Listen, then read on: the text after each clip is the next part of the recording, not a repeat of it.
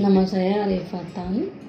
Saya jurusan Manajemen Informatika angkatan 1988. Sekarang sebagai grup CEO dari ID Star Group. Pertama itu saya waktu itu masih kuliah. Jadi umur 19 tahun, jadi tahun 1989 mulai pertama kerja itu sebagai accounting, kemudian sebagai programmer di Indomarko 5 tahun ya, programmer sampai sebagai asisten manajer. Habis itu 96 pindah ke konsultan, jadi konsultan sekitar, jadi startnya dari HRD konsultan di Intralaba. Tahun 2001 pindah ke Sigma ya, jadi konsultan Oracle, dan akhirnya tahun 2008 bangun perusahaan namanya Pintraco Consulting, Fincon. 2018 keluar buka ini ID Star Group. Saya itu tipenya selalu melakukan coaching. Jadi saya selalu percaya bahwa tim itu selalu harus di coach. Jadi tiap Senin itu kita meeting ya, kemudian openness, untuk bisa dipercaya itu harus open, jadi terbuka terhadap situasi, terhadap kondisi, dan terus ajarin mereka gimana caranya mereka harus hadapin A, B, dan C. Jadi coaching itu saya bagi atas 4 step. Step pertama I do, you watch. Step kedua itu I do, you help. Step ketiga itu you do, I help. Step keempat itu you do, I watch. Biasanya melewati 4 step itu mereka udah cukup tahu apa yang mereka lakukan, dan karena transparan, semua orang tahu, jadi komunikasinya jauh lebih cepat, teamworknya jadi lebih gampang.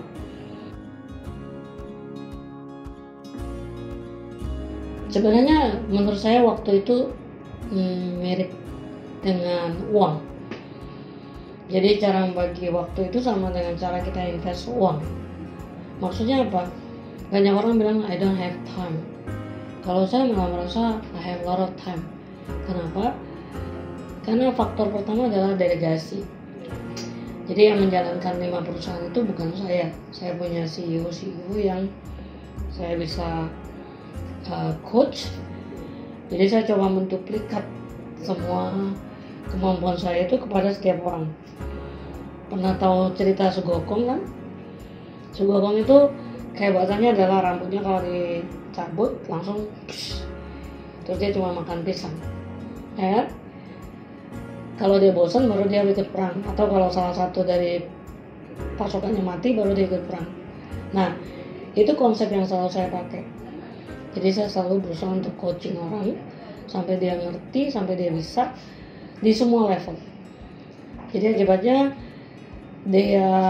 mereka tuh jarang sekali butuh saya secara full time. Makanya saya bisa 10 hari pergi, karena they know what they do. Dan kalau mereka bingung, mereka bisa tetap komunikasi. Tapi kebiasaan untuk decide itu udah sepenuhnya diberikan kepada mereka. Salah atau benar itu pembelajaran. Kalau takut salah, gimana caranya jadi leader? Dulu waktu 18 saya pengen keliling dunia. Saya udah pergi ke seluruh benua. Terus saya punya perusahaan, saya punya segala sesuatu sebenarnya sudah tercapai. Keluarga saya juga udah oke. Jadi kalau dibilang puas, pasti sangat puas. Cuma kalau ditanya ke depan apa yang saya rindukan adalah saya pengen lebih banyak melakukan untuk Indonesia. Karena kecintaan saya sama Indonesia itu dari sejak saya masih kecil. I love my country. Jadi saya pengen sekali melakukan sesuatu untuk negara saya, khususnya untuk kondisi kita yang saat ini jumlah penduduk produktifnya begitu tinggi, di tengah-tengah robot begitu banyak gitu ya, dan IT begitu hebat. Jadi itu mengganggu saya sudah cukup lama, 5 tahun. Jadi I really want to focus on that.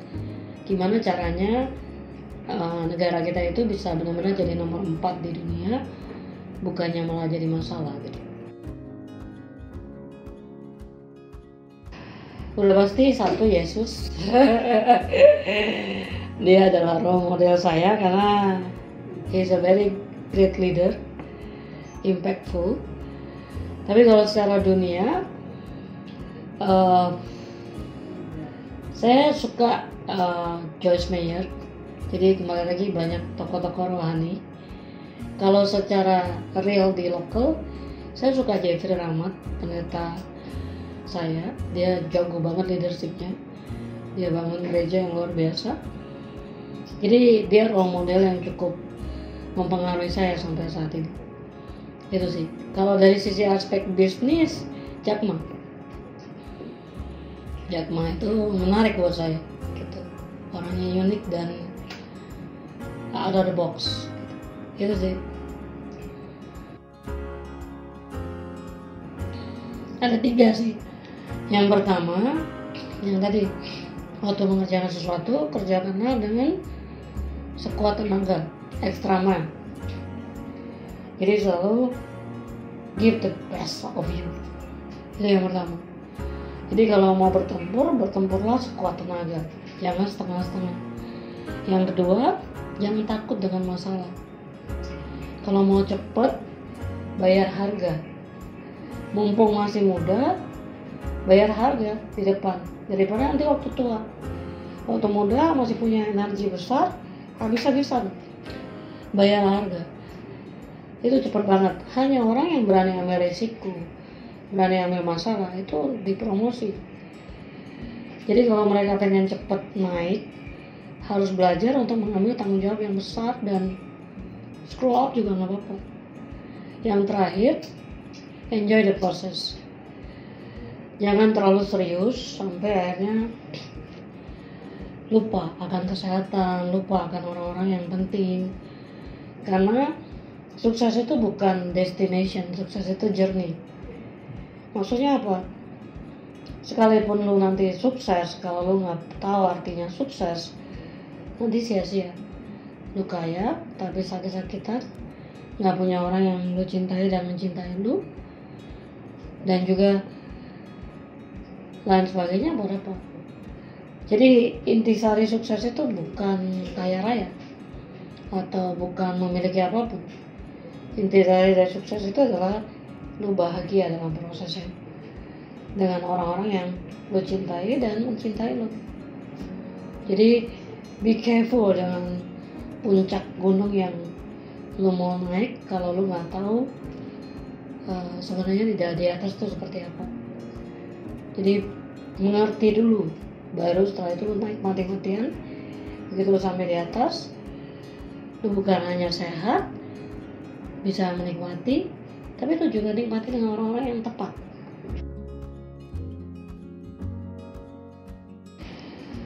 Sukses bagi gua, tadi sebenarnya ada gua bahas sedikit bahwa dulu tuh gua pikir sukses itu adalah punya perusahaan, punya rumah, punya mobil, segala macam.